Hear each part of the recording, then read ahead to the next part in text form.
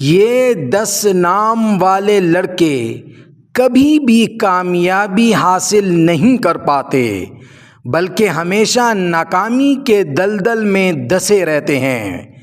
تو اپنے بچوں کے نام ان 10 لڑکوں کے ناموں پر ہرگز نہ رکھیں، کیونکہ رسول اللہ صلی اللہ علیہ وآلہ وسلم برے ناموں کو اچھے نام سے بدل دیا کرتے تھے، اور اچھے نام کا شخصیت پر اثر پڑتا ہے اور برے نام کا بھی شخصیت پر اثر پڑتا ہے۔ اچھا نام شخصیت کو نکھارتا ہے اور برا نام شخصیت کو بکھیر کر رکھ دیتا ہے۔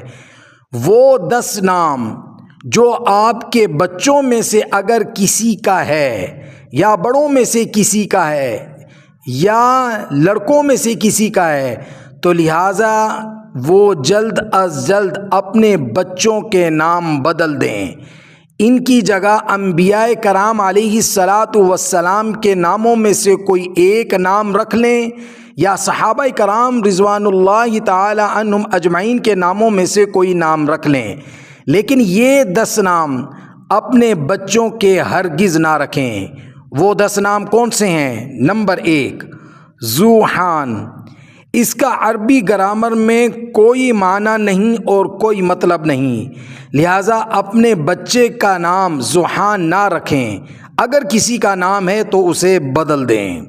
نمبر 2، آذان، اور اسی سے ملتا جلتا ہے نمبر 3، آذان۔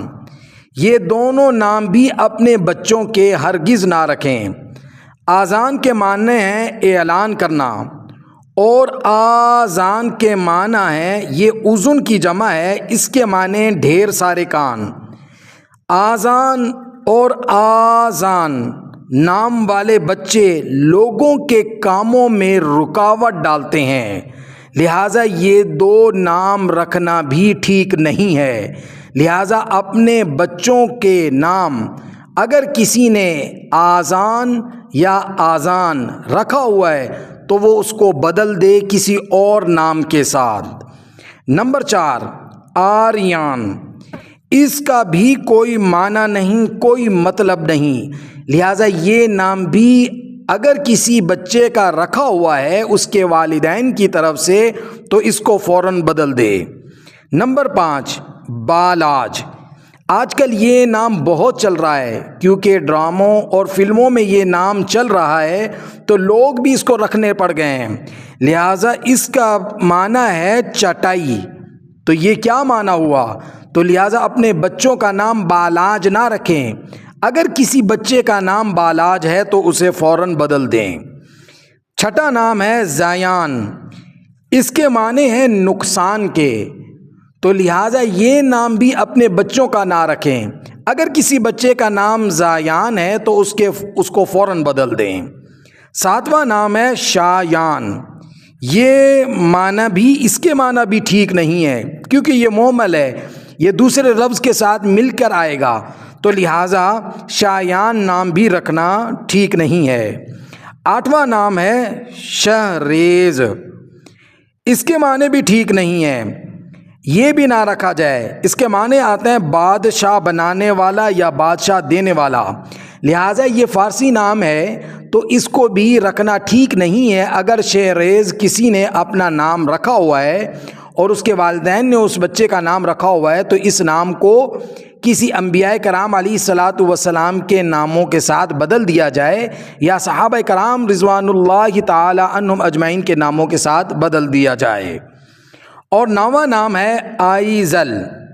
یہ حمزہ کے ساتھ بھی آتا ہے اور عین کے ساتھ بھی آتا ہے، آئزل اور آئزل۔ اس کا بھی کوئی معنی نہیں ہے۔ یہ نام لڑکوں اور لڑکیوں دونوں میں پایا جاتا ہے، تو لہٰذا یہ نام بھی نہ رکھا جائے۔ اگر کسی بچے کا رکھا ہوا ہے تو اس نام کو بھی فوراً بدل دیا جائے۔ 10واں نام ہے پرویز۔ پرویز نام رکھنا بھی جائز نہیں ہے اور ٹھیک نہیں ہے۔